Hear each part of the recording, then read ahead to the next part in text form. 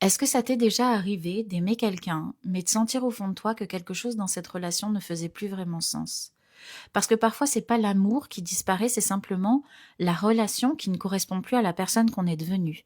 Ça m'est arrivé il y a plusieurs années, dans ce qui était probablement l'une des plus belles histoires d'amour de toute ma vie, et pourtant cette histoire, c'est devenu l'une des plus grandes tragédies que j'ai eues à traverser.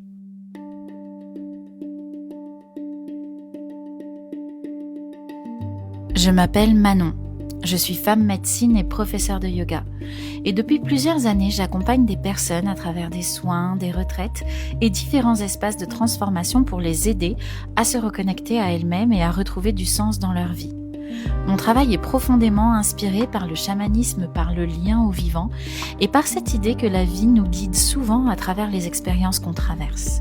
Et dans ce podcast, j'ai simplement envie de te partager des réflexions autour de la vie, autour de ces moments qui nous changent, de ces passages qu'on traverse parfois sans les comprendre, et de tout ce que la vie essaie peut-être de nous apprendre à travers eux.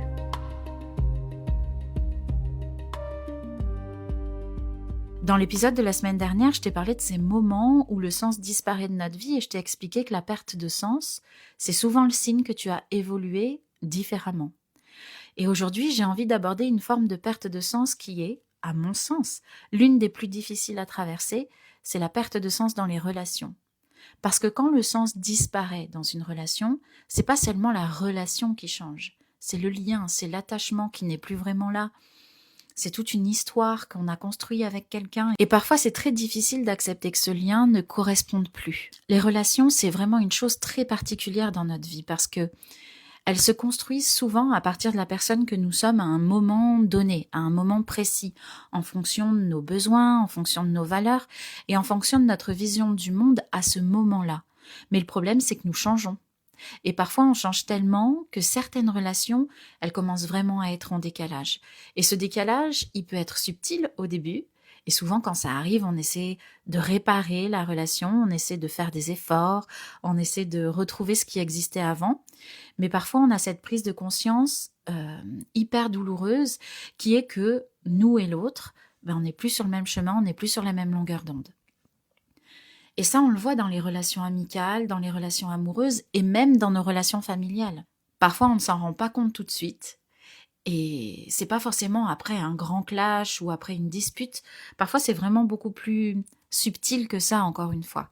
On commence à sentir que quelque chose a changé, les choses qui nous faisaient rire avant ne nous font plus rire du tout, les conversations qui nous passionnaient, elles deviennent un peu vides, et on se surprend à avoir moins envie de passer du temps avec cette personne. Et souvent, à ce moment-là, on culpabilise. On se dit, mais attends, mais pourtant, cette personne, elle est gentille, on a vécu tellement de choses ensemble, je devrais avoir envie de la voir. Mais la vérité, c'est que les êtres humains, ils évoluent et parfois, on n'évolue pas dans la même direction. Il y a des relations qui nous accompagnent pendant toute une vie et d'autres qui sont là juste pour un chapitre. Et ça ne veut pas dire que les relations, elles étaient fausses. Ça veut simplement dire qu'elles avaient une durée de vie. Et je crois qu'une des grandes prises de conscience dans la vie, c'est d'accepter que certaines relations nous construisent, mais qu'elles ne sont pas forcément faites pour durer éternellement. Et quand on commence à sentir ce décalage, cette perte de sens, c'est pas forcément un signal pour tout couper tout de suite. Mais en tout cas, c'est un signal pour s'écouter, pour se demander, est-ce que cette relation, elle me nourrit encore ou est-ce que je reste par habitude ? Et aussi, cette perte de sens dans les relations, elle peut être encore plus violente quand elle touche une relation amoureuse, par exemple, parce que là, il y a des sentiments, il y a de l'engagement, il y a l'histoire qu'on a construite ensemble. Et c'est exactement ce qui m'est arrivé dans une histoire d'amour qui a été pour moi l'une des plus belles, mais aussi l'une des plus douloureuses. J'avais une vingtaine d'années et je sortais d'une relation très intense avec une rupture qui m'avait vraiment anéantie et qui m'avait poussée à revenir sur Grenoble pour oublier complètement cette histoire. Après cette relation, je m'étais promis de ne plus jamais tomber amoureuse. Je voulais juste travailler et rester tranquille. Et puis un jour, au travail, justement, je bossais à Quick, j'ai croisé un équipier dans les escaliers. Et là, j'ai vécu le vrai coup de foudre comme dans les films, le truc en slow motion. Et j'ai de suite compris que pour lui aussi, c'était le flash control. On s'est très vite rapprochés, on est très vite tombés amoureux. Beaucoup de choses chez lui correspondaient exactement à ce que j'attendais chez un homme. il était romantique, il était drôle, il sentait divinement bon, il était attentionné, il était méga stylé. Et à l'époque, il avait même un critère qui, pour moi, était le summum du summum, c'est qu'il était italien. Donc évidemment, j'étais complètement sous le charme. Mais petit à petit, nos chemins ont commencé à se séparer. On était à un âge où on se construit, puisque moi j'avais 21 ans je crois, et lui 24. Je vivais seule depuis mes 16 ans. Lui, il vivait encore chez ses parents. Moi, j'étais très instable professionnellement. Lui, il était déjà très structuré concernant sa carrière. Et petit à petit, ces petites différences, elles ont commencé à créer vraiment un décalage. Mais ce qui m'a le plus marqué, c'est que certaines choses qui m'attiraient énormément au début, chez lui, ont vraiment commencé à me repousser. Son parfum, que j'adorais, a fini par me déranger. La manière dont il m'embrassait, qui me plaisait énormément au début, c'est devenu quelque chose que je redoutais. Et pourtant, lui, il n'avait pas changé. En tout cas, dans mes yeux, il n'avait pas changé. C'était juste moi qui avais changé. Et à ce moment-là, j'ai compris que quelque chose de très douloureux allait devoir se passer parce que je l'aimais encore. Alors au départ, j'ai repoussé le moment fatidique, je me suis dit laisse un peu de temps, ça va revenir. Et encore une fois, le pire, c'est que moi, j'avais rien à lui reprocher. Et cette histoire d'amour, elle s'est arrêtée tout simplement parce que je n'ai pas osé dire les choses quand j'étais en train de les traverser. Donc forcément, ça s'est envenimé, il s'est senti repoussé et ça s'est terminé comme ça. Et c'est quelque chose qu'on retrouve très souvent dans les relations. Quand une relation commence à nous demander de taire certaines parties de nous-mêmes, quand on commence à s'adapter, à se contenir, à se modifier pour préserver le lien. Et en fait, mon erreur dans cette relation, c'est que j'aurais dû, dès le départ, parler. J'aurais dû lui dire ce que je ressentais, mais j'avais peur de le vexer, j'avais peur qu'il ne comprenne pas. Et cette relation, elle m'a appris quelque chose de très important, c'est qu'à partir de ce moment-là, je me suis dit, désormais, dans mes relations, je vais me montrer telle que je suis dès le départ et tout au long de la relation. Je vais dire les choses, en fait, sans chercher forcément à plaire.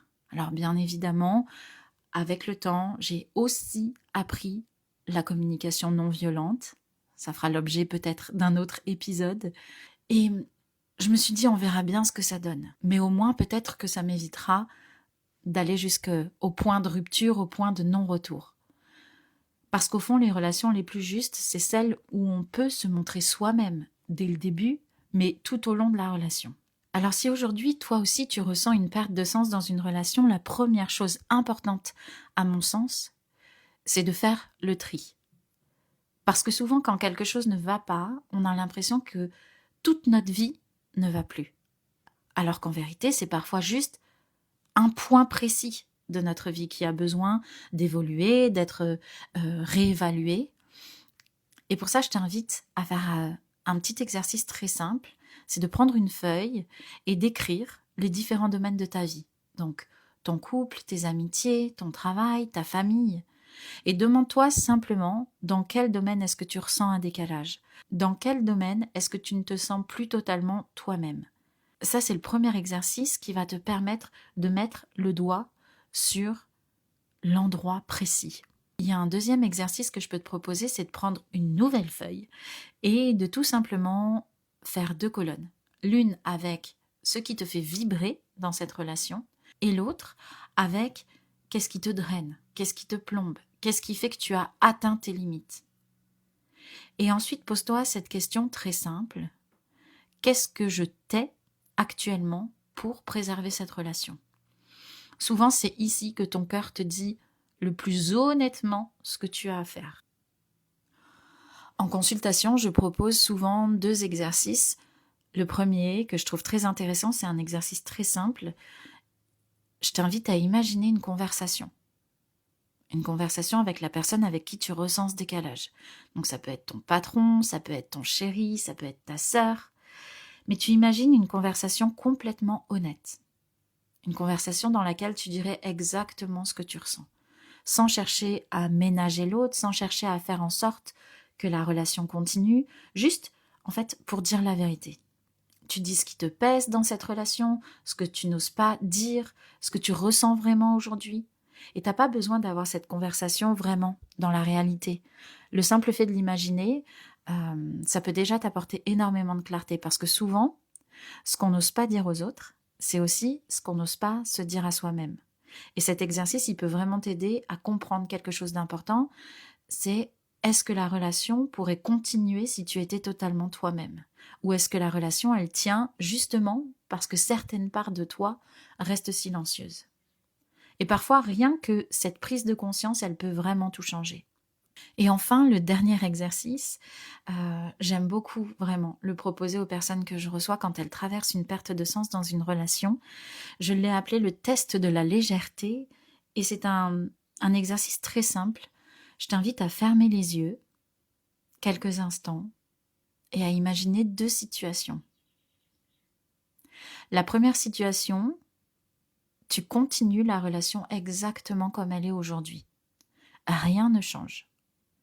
Les mêmes habitudes, les mêmes non-dits, la même dynamique. Et tu observes simplement ce que ça crée en toi. Est-ce que tu ressens quelque chose de léger ou au contraire quelque chose de lourd? Et ensuite, tu vas imaginer une deuxième situation. Imagine cette fois-ci que tu oses être totalement toi-même dans cette relation. Que tu dises ce que tu penses, que tu poses les limites dont tu as besoin et que tu arrêtes de faire certaines choses qui ne te correspondent plus. Et là encore, observe ce qui se passe en toi. Est-ce que ton corps, il se détend? Est-ce que tu ressens plus d'espace? Parce que souvent, notre corps, il sait très bien ce qui est juste pour nous, bien avant que notre cœur et que notre tête acceptent. Et parfois, retrouver du sens dans une relation, ça ne demande pas forcément de tout arrêter. Mais ça demande en revanche de retrouver plus de vérité, plus d'espace et plus de légèreté dans le lien. La perte de sens dans une relation, c'est souvent très douloureux, mais ça peut être aussi une invitation à être plus honnête avec soi et avec l'autre et à ne plus se diminuer pour maintenir le lien. Si cet épisode t'a parlé, je t'invite à le partager autour de toi, peut-être à quelqu'un qui traverse justement ce genre de passage. Et si tu veux soutenir le podcast, tu peux aussi laisser une note et un petit commentaire, ça aide vraiment à le faire connaître. De mon côté, je t'embrasse fort et je te dis à la semaine prochaine pour un nouvel épisode.